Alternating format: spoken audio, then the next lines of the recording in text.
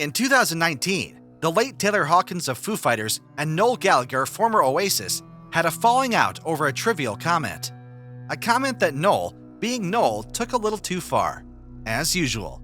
The relationship between them was not always so sour. Actually, Grohl and Hawkins claimed to be huge Oasis fans. They even covered Lila on BBC Radio 1's Live Lounge in August 2005, just a few months after Oasis released the song as a single. In 2014, Dave Grohl said, "We all love Oasis. I love Oasis. We've played shows with them before where I look at them like, that's the greatest rock band I've ever seen in my life.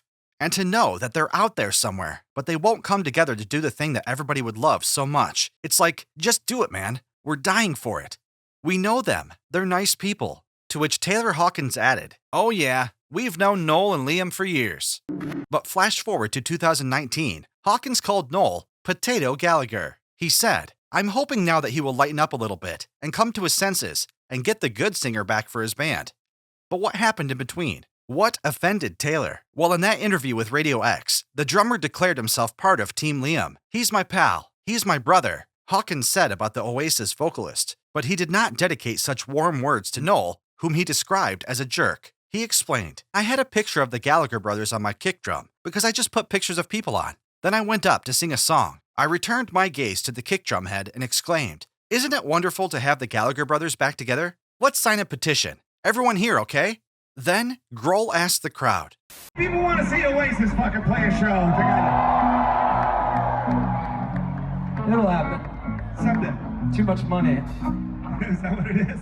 Well, the songwriter didn't take the matchmaking attempt kindly. Now we know that Noel has so far shown no intention of getting Oasis back together, while Liam seems more than willing to play music with his brother. After hearing the quote-unquote proposal, Noel told the crowd in San Diego, California, where he was playing, "Is anyone going to sign the petition Dave Grohl wants to get together, to get us back together? I'd like to start a petition to get the Foo Fighters to split up." The following night in Irvine, California, Noel went even further. If the fucking drummer from Nirvana wants to get Oasis back together, he can come up on stage and suck my... The truth is that relations with Noel already seemed to freeze as Grohl and company grew closer to Liam. For example, on July 10th, 2017, Foo Fighters invited Liam to play a Beatles cover with Joe Perry at Cal Jam Festival. So Beatles...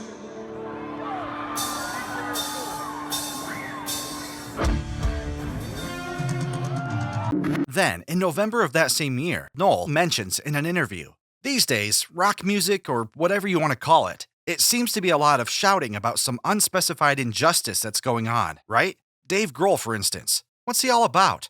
What's he talking about?" Back to the 2019 interview with Radio X, Taylor said, "On the first night, Noel goes, 'I say we start a petition to break up the Foo Fighters.' I thought, oh, that's kind of funny, actually." Then the next night, he says, "If the drummer for Nirvana wants Oasis to get back together, he can come up on the stage right now and suck my you-know-what." He said, if the drummer for Nirvana, he didn't even say Dave, to make him sound like lower. Noel, if you're hearing this, he didn't say it. I said it. Later, he explained his comments. "I was really being protective of my friend Dave Grohl.